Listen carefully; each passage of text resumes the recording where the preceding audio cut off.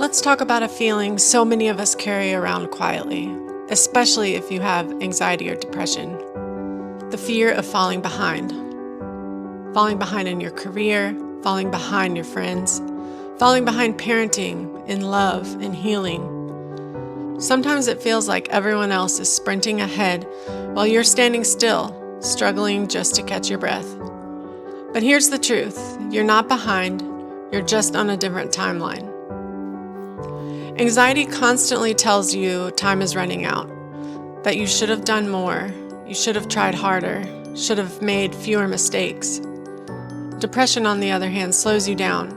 It convinces you that you're wasting your time and makes even small tasks feel like mountains. Together, they create a perfect storm of guilt, shame, and pressure. I spent so many years stuck in that storm, caught up in the hustle culture so many of us are quietly drowning in. I worked my butt off, chasing promotions, adding more to my plate, convincing myself that if I just did a little more, I'd finally feel ahead. I'd scroll LinkedIn and see friends with impressive job titles, and that comparison would light a fire under me for a few days or weeks. But it never lasted. I'd burn out, get frustrated, and wind right back where I started. Only now I was feeling exhausted and questioning my worth. It took me a long time to understand that working harder isn't always the answer, especially when you're running on fumes. We've been told this idea that there's a proper timeline for life. Go to college by 18, graduate by 22, marry by 30, kids, house, career boom. But that timeline was never real. It was a societal script, and you're allowed to opt out. Everyone's life unfolds differently. Some people peak at 25, others at 55.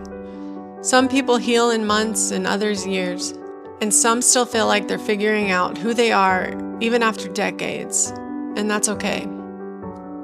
In my own life, I followed what looks like a pretty standard timeline on paper. I got married at 28, had kids in my early 30s, and we bought a house a few years later after renting for what felt like forever.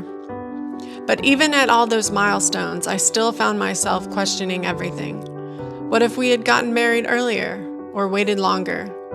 What if we had waited to have kids or had them sooner? I'd scroll through Instagram and see friends renovating dream kitchens in their forever homes while we were just trying to find a place that didn't leak when it rained. And I'd think, are we behind? But that thinking only ever left me feeling less than, never motivated, never inspired.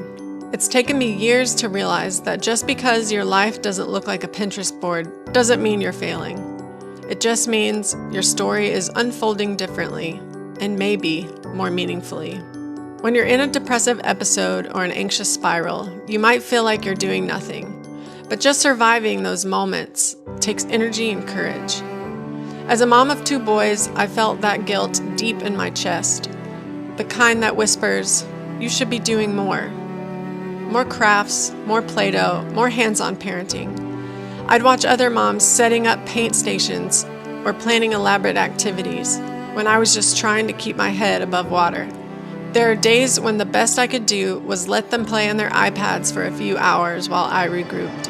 And I'd tell myself I was failing, like I was choosing the easy way out. But here's what I know. Just showing up, being there, loving them, holding it together the best you can is the hard part. And if you've done that today, then you've done enough.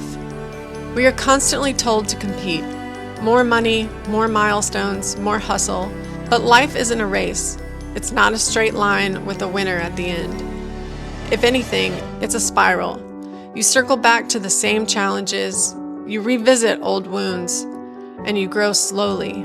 Falling behind only exists if you believe there's one path to follow. But what if you're just on your path? Some ways I compare myself to others. Seeing friends post about new jobs, new houses, new relationships. Comparing your parenting to people who seem to have it all together. Worrying that the best years of your life have passed you by.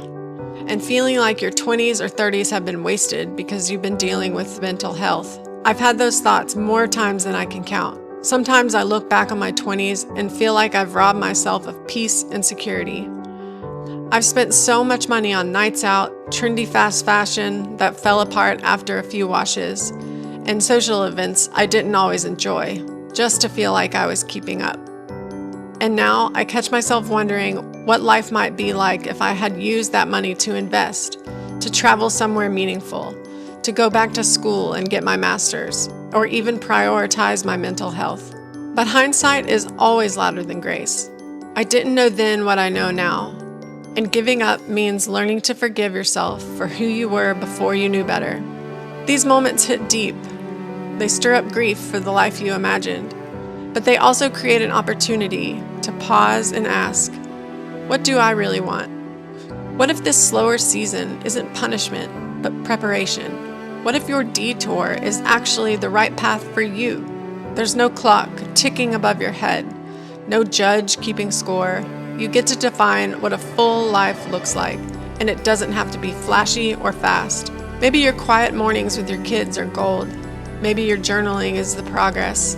Maybe learning to be okay with being okay is your victory. You're not behind, you're becoming, and sometimes becoming takes longer than expected. Let yourself rest. Let yourself be proud of tiny steps. Let yourself exist outside the made-up race. Because you're not behind, you're exactly where you're meant to be. If you enjoyed this video, please consider subscribing and giving this video a thumbs up. I'll see you in the next one.